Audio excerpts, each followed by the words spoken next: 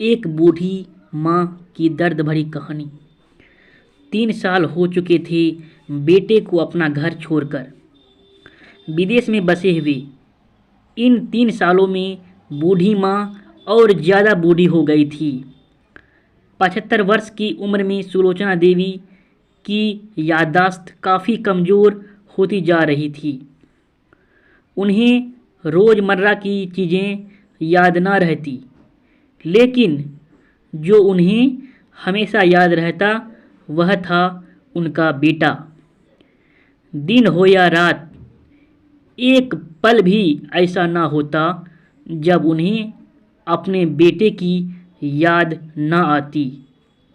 दूसरी तरफ बेटा था जो साल भर में एक आध बार अपने माँ को फ़ोन कर लिया करता और 1-2 मिनट से ज़्यादा बातें भी ना किया करता। फिर भी यह बूढ़ी माँ टकटकी लगाए अपने बेटे का इंतज़ार करती रहती। एक दिन बेटे का विदेश से फ़ोन आया। हेलो हेलो, सुन रही हो ना माँ? अनिल बोल रहा हूँ, तुम्हारा बेटा। कैसी हो माँ?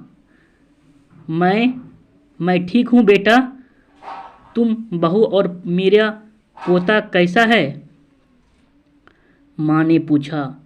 सब अच्छे हैं माँ। मैं अगले हफ्ते गांव आ रहा हूँ माँ तुम्हें लेने। अब हम सब साथ में ही लंदन में रहेंगे।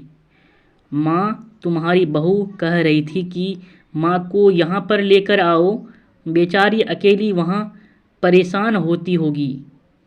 बेटे ने कहा।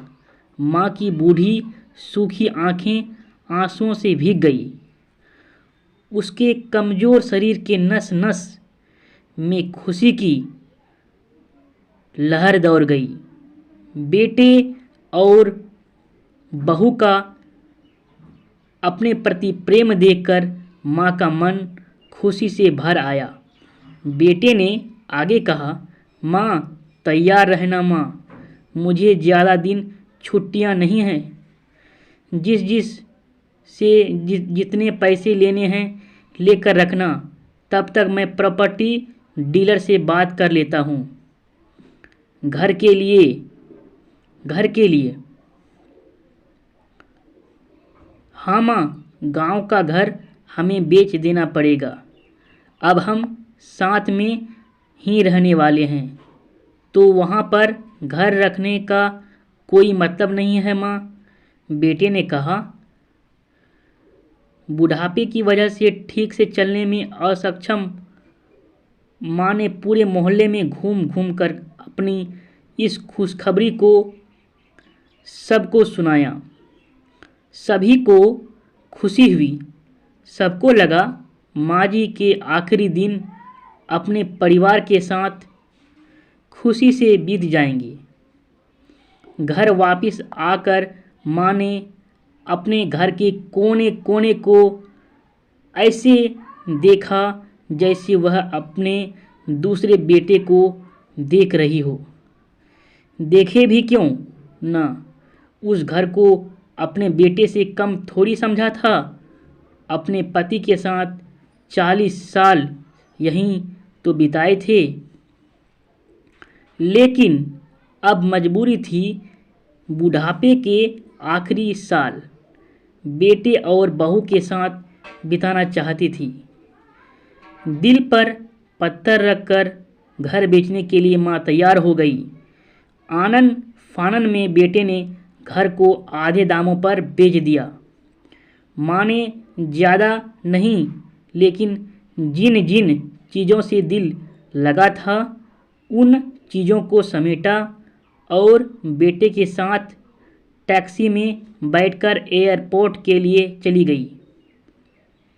एयरपोर्ट पर आकर बेटे ने माँ से कहा, माँ तुम यहाँ बेंच पर बैठो, मैं सामान और बोर्डिंग पास की जांच करा कर आता हूँ। वहाँ वक्त लगता है और खड़ा रहना पड़ता है। तुम्हें तकलीफ़ होगी, तुम यहीं आराम करो। मैं यूँ गया और यूँ आया। माँ बेंच पर बैठ गई और बेटा अंदर चला गया। काफ़ी समय हो गया, बेटा वापस नहीं लौटा। माँ सोचने लगी, ज़्यादा भीड़ होगी इसलिए देर लग रही होगी। अंधेरा होने को आया। अब तो लोगों की चहलकदमी भी कम होने लगी। माँ को अब चिंता होने लगी। एक कर्मचारी ने आकर पूछा, किससे मिलना है माँ जी आपको? यहाँ पर क्यों बैठी हैं? डरती हुई आवाज़ में सुलोचना देवी बोली, मेरा बेटा अंदर सामान की जांच कराने गया है। लंदन जा रहे हैं हम। क्या नाम है माँ जी आपके बेटे का? कर्मचारी ने पूछा। अनिल नाम है मेरे बेटे का, सुलोचना देवी ने बताया। कर्मचारी अंदर गया और थोड़ी देर बाद बाहर लौटा। उसने सुलोचना देवी से कहा, माँ जी, लंदन जाने वाली फ़्लाइट तो दोपहर में ही जा चुकी है और आपका बेटा भी उस फ़्लाइट में बैठकर लंदन जा चुका है। अब आपके यहाँ बैठने का कोई मतलब नहीं है। आप भी अपने घर चली जाइए। क्या जा चुका है और मैं घर जाऊँ? घर? माँ की आंखों से आंसुओं के सैलाब उठने लगे। जैसे तैसे माँ घर पहुँची, जो अब उसका था ही नहीं, बिक चुका था। वो वहीं बरामदे में तुलसी के पास सो गई। घर के नए मालिक को उस पर दया आई तो एक कमरा किराए से उसको दे दिया।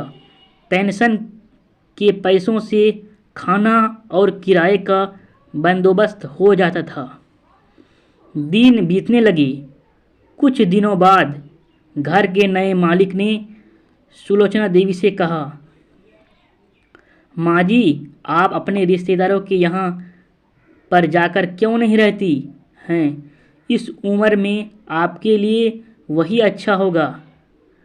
अच्छा तो होगा, लेकिन अगर मेरा बेटा वापस आया तो उसका ख्याल कौन रखेगा? मेरा बेटा बहुत भोला है, उसे अपना ख्याल रखना बिल्कुल नहीं आता। मैं कहीं नहीं जाऊंगी, क्या पता कब उसे मेरी ज़रूरत पड़ जाए। माँ ने कहा,